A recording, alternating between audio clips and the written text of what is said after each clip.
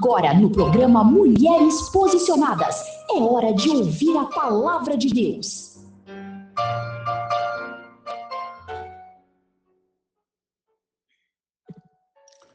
Glória a Deus. A paz do Senhor Jesus, ao pastor Sérgio, a minha irmã Orlene, a todos aqueles que nos ouvem pela Rádio Efata. A paz do Senhor. Eu quero, em primeiro lugar, agradecer a Deus por esta oportunidade de estar aqui esta noite, tendo o privilégio de ministrar por mais uma vez a palavra do Senhor. E depois eu quero também agradecer a Deus pela vida do pastor Sérgio Gonçalves, da minha irmã Orlene, que nos fez o convite para estarmos aqui, ministrando a palavra do Senhor. Que Deus possa estar abençoando este projeto, né? Este projeto ao qual Deus colocou no coração do pastor Sérgio e se estendeu o convite até a minha irmã Orlene. Eu quero esta noite compartilhar um texto que se encontra em 1 Samuel, capítulo de número 1, versículo de número 9, até o versículo de número 11. Um texto bastante conhecido, que se encontra em 1 Samuel 1, 9 ao 11, que diz assim: Então Ana se levantou, depois que comeram e beberam em Siló, e Eli, sacerdote, estava sentado numa cadeira, junto a um pilar do templo do Senhor. Ela, pois, com amargura de alma, orou ao Senhor e chorou abundantemente. E fez um voto, dizendo: Senhor dos exércitos, se benignamente atentares para a aflição da tua serva, e de mim te lembrares, e da tua serva não te esqueceres, mas a tua serva deres um filho homem, ao Senhor a darei todos os dias da sua vida, e sobre a sua cabeça não passará navalha. Nós temos aqui uma mulher com marcas de sofrimento profundo. Uma mulher que se posicionou. Esta mulher viveu em uma geração onde a esterilidade era sinal de maldição. O nome desta mulher é Ana. Ana carregava em seu corpo a ferida do preconceito, da rejeição. Ana estava vivendo sobre provocações de sua rival, Penina. Penina perseguia a Ana dia e noite com palavras duras. Ana suportava pressões dentro e fora de casa. Queridos, os maiores conflitos que enfrentamos é na mente, é no meio familiar, e por isso nós vamos encontrar o apóstolo Paulo escrevendo aos Romanos em capítulo 12, versículo 2, quando ele diz: E não vos conformeis com este século, mas transformai-vos pela renovação da vossa mente, para que experimenteis qual seja a boa e agradável, perfeita vontade de Deus. Os inimigos internos estavam tentando matar os sonhos de Ana, estavam tentando paralisar os seus projetos, tentando impedir que as bênçãos de Deus fossem concretizadas em sua vida. A vitória de Ana se estabelece quando ela não existe. Quando nós olhamos para a história de Ana, para esse cenário bíblico, nós vamos nos deparar com alguns inimigos que Ana teve que enfrentar. São diversos tipos de inimigo que Ana teve que enfrentar. E um dos primeiros inimigos enfrentado por Ana é a esterilidade. Quando diz no verso de número 5, diz assim: a Ana, porém, dava porção dupla, porque ele a amava, e ainda mesmo que o Senhor houvesse deixado estéril. Observe que o versículo de número 5, ele é bem enfático de nos mostrar que o próprio Deus, o próprio Senhor, o deixou Ana estéril. Então, o primeiro inimigo que Ana vai enfrentar, ainda que o próprio Deus o tenha deixado estéril, é a esterilidade. E aqui eu aprendo uma lição, é que nem tudo que acontece de ruim na nossa vida é o diabo. Nós precisamos compreender essa realidade. Nem tudo que acontece de ruim na nossa vida é o diabo. Existe um ditado muito falado que diz assim: não há mal que não traga um bem. Quando nós olhamos e observamos um texto onde os discípulos perguntam para Jesus sobre a cegueira de um homem. Eles perguntam a Jesus se a causa, a razão e o motivo da cegueira daquele homem, o culpado era ele e os seus pais. Eram os seus pais. E Jesus diz: olha, nem ele e nem os seus pais pecaram, mas tudo isso é para a glória de Deus. Então nós temos aqui um primeiro inimigo que Ana teve que enfrentar, foi a esterilidade. Depois ela vai ter que enfrentar, no verso de número 6, a humilhação. O verso de número 6 diz que a sua rival provocava de forma excessiva, com o propósito de irritar. Mas o Senhor havia cerrado a sua madre. Aí nós encontramos no Evangelho de Jesus Cristo, segundo escreveu Lucas 14:11, diz que todo que se exaltar será humilhado, mas o que se humilha será exaltado. Então nós temos aqui um outro inimigo de Ana, é a humilhação. E aí nós encontramos em Provérbios capítulo 15, verso de número 33, diz que na frente da honra vai a humildade.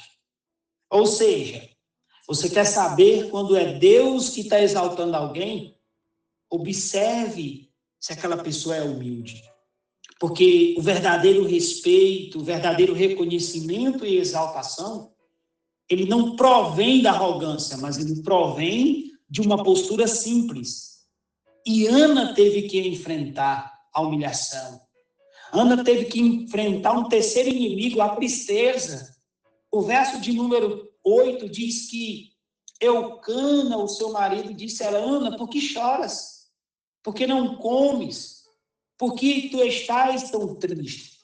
Não sou eu melhor do que 10 filhos?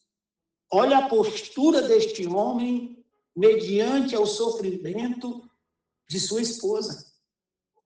Ana estava sendo vencida pela tristeza. Deixa eu te dar um conselho aqui nessa noite para você que me ouve, para você que está me ouvindo. Não permita que a tristeza te leve para longe de Deus. Porque a Bíblia diz que nós devemos dar graça em tudo, porque é da vontade de Deus, é do agrado de Deus. Então, você que me ouve aqui esta noite, se você se encontra enfrentando essa situação, este inimigo que é a tristeza, muitas das vezes, detalhe, muitas das vezes permitida por Deus, não pare. Não permita que esta tristeza te leve para longe de Deus. E se você é alguém que ainda não se disponibilizou a ouvir a palavra de Deus, eu quero te dar um conselho. tire um tempo para ouvir a palavra de Deus. Esses dias eu estava analisando, porque eu sou pastor de igreja, eu não me apresentei no começo, mas o pastor Sérgio, juntamente com a Arlene, já me apresentou como pastor Venâncio, dirigente de uma igreja aqui no estado do Ceará, em Iguatu, Ceará, e eu observei que as pessoas eles vão ao trabalho cansado, as pessoas vão ao banco cansado, as pessoas vão receber o dinheiro cansado, as pessoas fazem tudo cansado, eles só não vão à igreja cansado.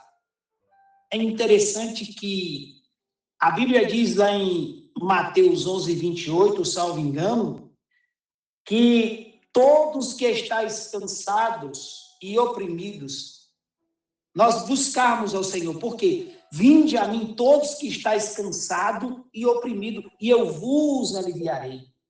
Então, o seu lugar, o meu lugar, o nosso lugar no momento da tristeza é na presença do Senhor, é buscando ao Senhor. O nosso lugar no momento da humilhação é buscando ao Senhor, é indo de encontro ao Senhor. E um quarto inimigo que nós vamos observar, para nós passarmos para observar e ver a postura desta mulher diante de todas as suas circunstâncias. A Bíblia diz no verso de número 10 que essa mulher, ela estava amargurada de alma, ela teve que enfrentar a amargura da sua alma.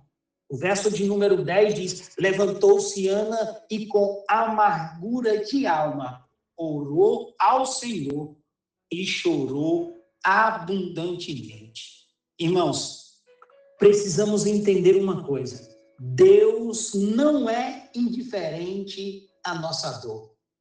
Ele se preocupa com cada um de nós. Ele se preocupa comigo, ele se preocupa com você, que talvez não tenha sido uma pessoa frequentante, que não tem ido a um ambiente de culto, que não tem ido a uma igreja, que não tem buscado. Ele se preocupa contigo, sim.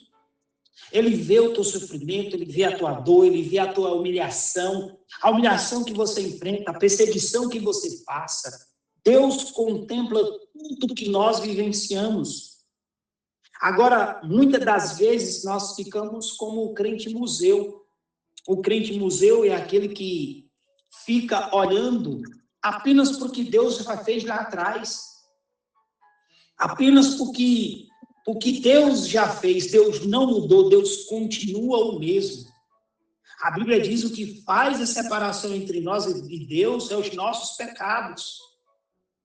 E quando, voltando aqui para o texto um pouco, nós vamos ver no verso de número 16, a parte A, nós vamos ver essa mulher enfrentando também a ansiedade.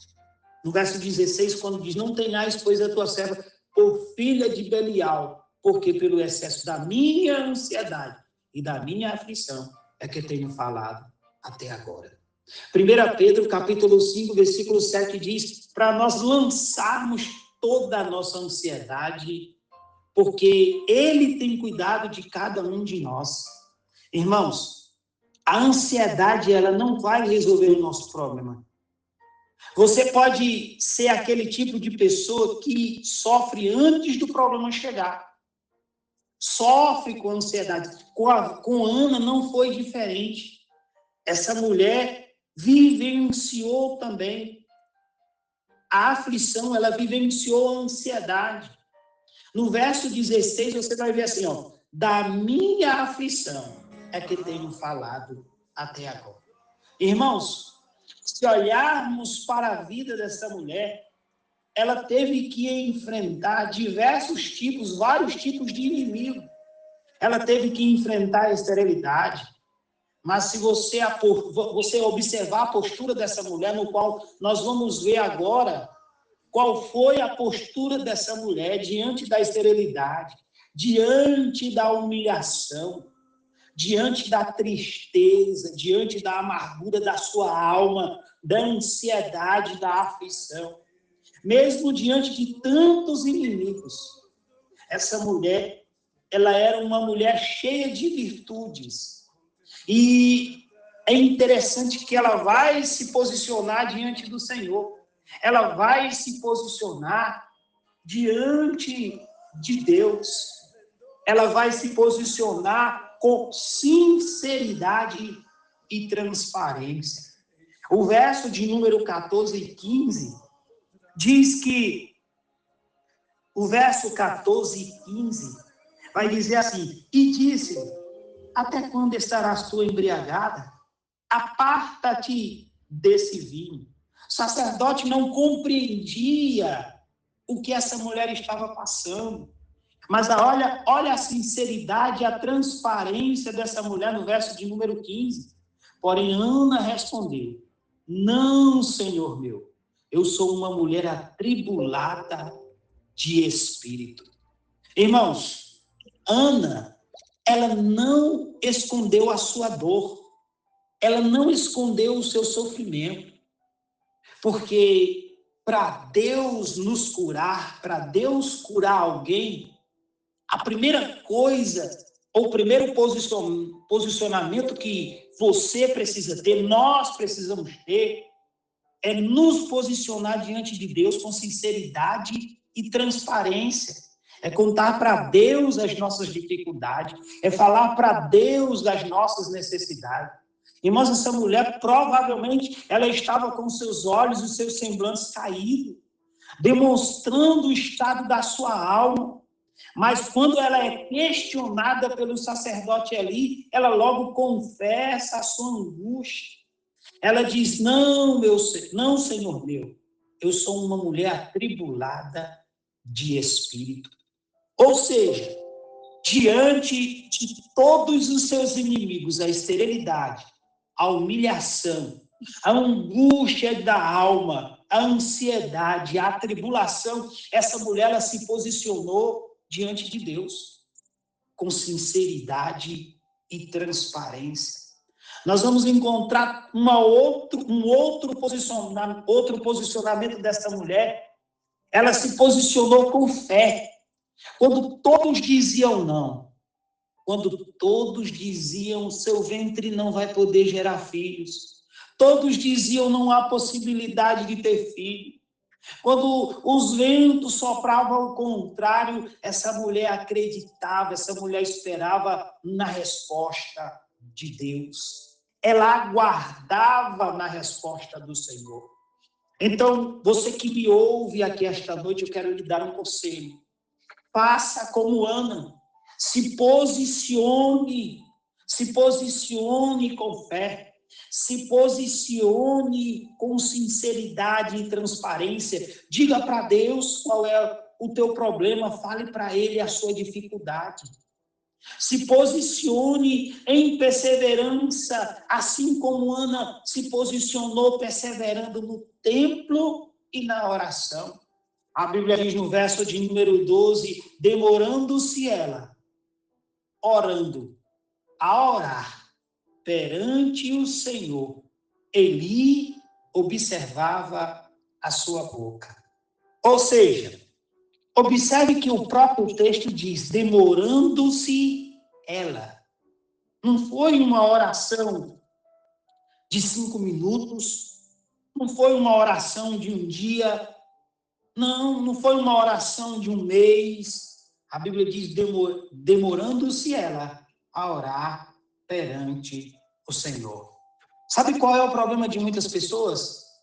É que ora hoje e amanhã já querem a resposta de Deus. Outros oram, mas não esperam a resposta de Deus. E é preciso se posicionar como Ana se posicionou, perseverando, orando no templo. O coração de Ana era desprovido de todo egoísmo. Se você observar o filho que ela tanto desejava, ela precisou devolver ao Senhor, cumprindo a aliança que fizera através da oração. Diferentemente de muitas pessoas que hoje fazem voto ao Senhor. Alguns dizem, olha, quando for no próximo ano, eu vou mudar a minha vida, eu vou mais para a igreja, eu vou dizimar, eu vou ofertar, eu vou ser uma pessoa melhor. Querido, daí eu lhe faço uma pergunta, e se não houver tempo para isso? Se não houver tempo para isso? A semana, hoje, segunda-feira, sábado passado, fez 8 dias que eu fui acometido por uma gastrite, porque tenho tolerância à lactose. E daí eu comi um queijo, algo que eu não posso comer, e depois que eu comi esse queijo, poucas horas depois, passei mal, fui ali para a UPA, tomar uma medicação para melhorar. E daí eu fiquei ali analisando naquele momento que me encontrava naquele local. Eu digo, rapaz, agora há pouco eu estava bem, minha saúde estava tudo ok. Só que olha onde é que eu estou. Eu estava vindo de viagem com a minha esposa, a gente foi numa cidade próxima aqui, Juazeiro do Norte. Quando voltamos, já voltei doente, já fui para a UPA. Olha só a necessidade do posicionamento em perseverança, o posicionamento do templo na oração, de cumprir as nossas alianças, o que nós prometemos ao Senhor. Irmãos,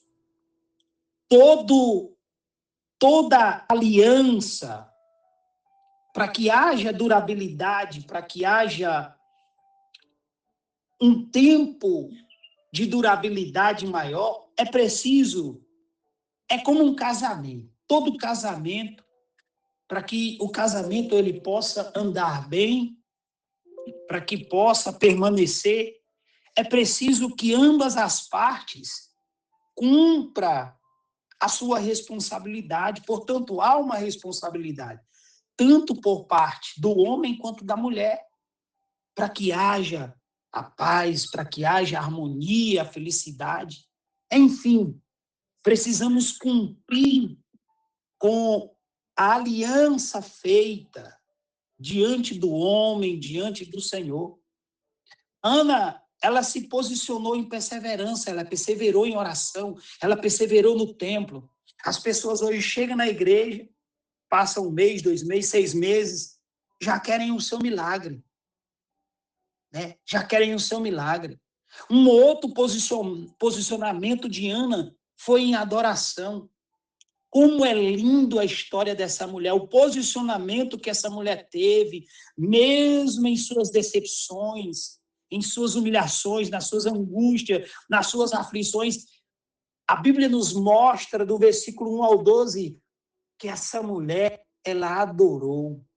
É interessante que a adoração de Ana é teocêntrica, ou seja, ela tem Deus como o centro do universo. É carregada, irmãos, de várias verdades profundas. O louvor de Ana demonstra uma intimidade com Deus, uma intimidade muito intensa, não é algo passageiro, não. É uma intimidade com Deus. Ela se posiciona em adoração. A Bíblia diz que ela sobe de ano em ano para adorar o Senhor. Ela vai adorar o Senhor. Ela se disponibiliza a adorar o Senhor. João 4:23 diz que Deus procura os verdadeiros adoradores. Deus procura. E aí, quando eu observo e continuo olhando o posicionamento dessa mulher, eu vejo essa mulher também se posicionando como uma mãe exemplar e amorosa. Irmãos, Ana amamentou Samuel, dando-lhe amor e carinho, mesmo sabendo que Samuel seria criado no templo, em total dependência de Deus. Samuel nasce do seu ventre, foi amado por esta mulher de uma forma sobrenatural. Mas Samuel pertencia a Deus. O que eu aprendo com tudo isso? é que os nossos filhos pertencem a Deus. Ainda que o mundo diga qualquer coisa que seja ao meu respeito, ao respeito dos meus filhos, ao teu respeito, ao respeito dos teus filhos, a última palavra ela vem do Senhor.